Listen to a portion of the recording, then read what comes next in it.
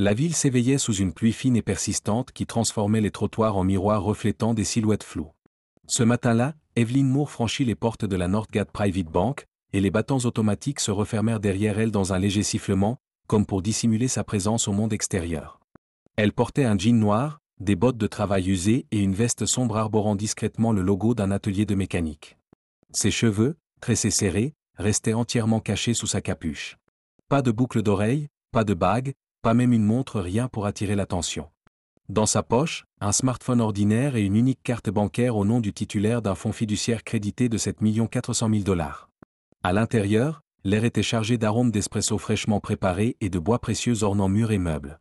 Les caméras de surveillance enregistrèrent son entrée tandis que le caissier, vêtu d'un costume Hugo Boss impeccable, actionnait presque imperceptiblement un bouton dissimulé sous le comptoir.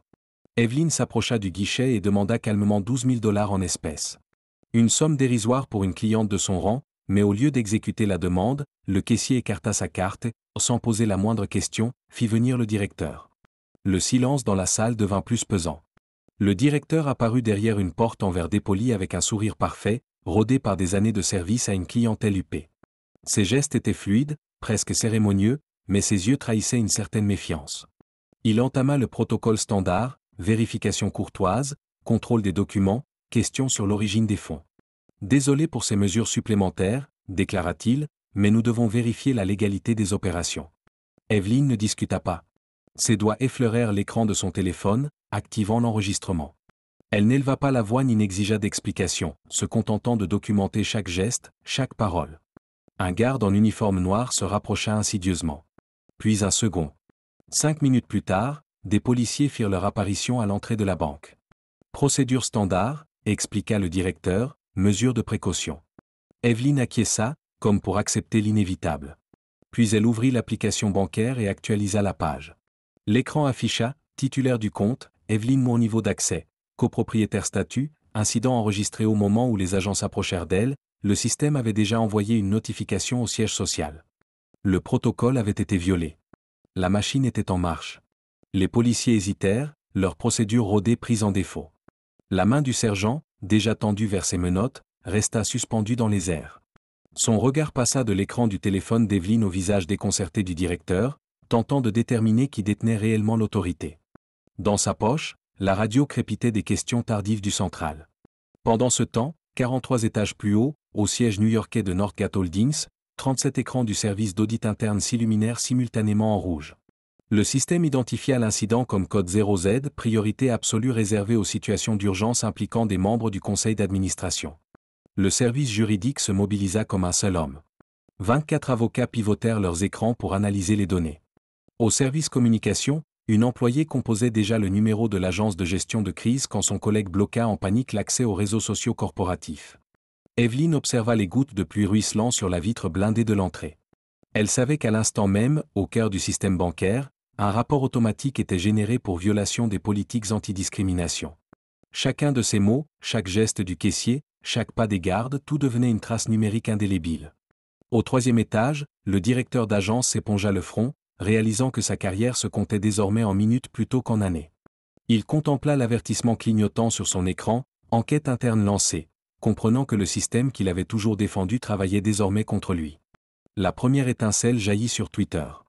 Une vidéo de 2 minutes 43 secondes, filmée avec un téléphone, montrait une femme en tenue de travail encerclée par des agents de sécurité. 700 partages en 15 minutes. 1 heure plus tard, 3 grands agrégateurs d'actualités la relayèrent. Au siège, une équipe de crise de 11 personnes rédigeait frénétiquement un communiqué officiel. Leurs écrans affichaient les mentions de la banque sur les réseaux sociaux passant de 250 à 18 000 en 40 minutes. Le hashtag #BankingWhileBlack devint tendance nationale. Assise dans son appartement, Evelyn regardait les chiffres s'envoler sous son unique tweet, observons l'égalité en pratique. 200 retweets en 3 minutes. 4000 likes en 20. Après 6 heures, le compteur affichait 2 400 000 interactions. Dans les rédactions télévisées, les producteurs réécrivaient en hâte les journaux du soir. Les analystes de Bloomberg notaient une chute de 3,2% des actions Northgate en pré-bourse.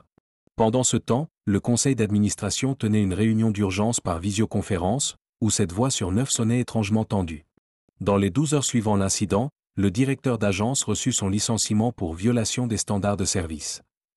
12 heures plus tard, les régulateurs annonçaient des audits surprises dans 5 États. 48 heures après, l'assistante du PDG apportait à Evelyn des excuses officielles calligraphiées sur papier filigrané. Mais la véritable tempête commençait seulement. Sur forums et chats privés, des dizaines de cas similaires émergeaient. L'histoire d'Evelyn n'était plus un simple contenu viral, elle devenait symbole, catalyseur, étincelle mettant le feu aux poudres d'un mécontentement social accumulé. Le système bancaire, après des années de façade impeccable, voyait apparaître sa première fissure qui s'élargissait minute après minute.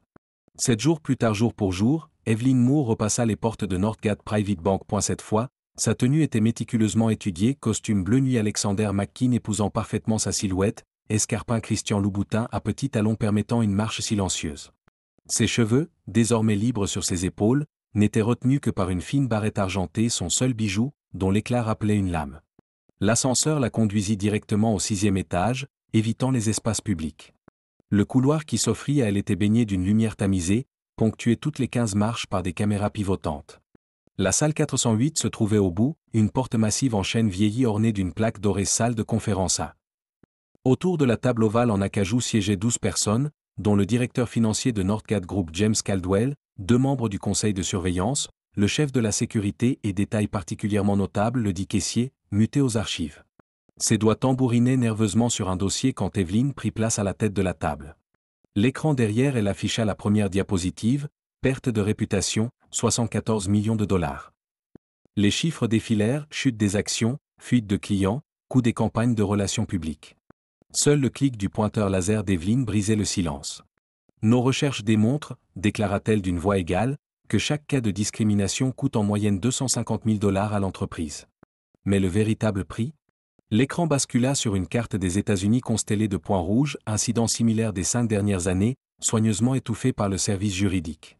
Le caissier redressa brusquement la tête en reconnaissant sa photo de dossier marqué facteur de risque. Evelyn s'adressa à l'Assemblée, la justice n'est plus un concept philosophique. À l'ère numérique, c'est une métrique quantifiable. Et cette banque vient d'en payer l'absence au prix fort. Elle marqua une pause, laissant ses mots résonner. 20 étages plus haut, le conseil d'administration se réunissait en urgence. Dans sa poche de veste, son téléphone vibrait avec un brouillon de lettres aux actionnaires. Ce n'était pas une simple réunion. C'était une démonstration froide, calculée et impitoyablement efficace. Quand Evelyn fit apparaître la dernière diapositive, même les dirigeants les plus aguerris tressaillirent. Une unique phrase flamboyait à l'écran, « Qui est le prochain ? N'oubliez pas de vous abonner et de liker, ça compte beaucoup pour nous. »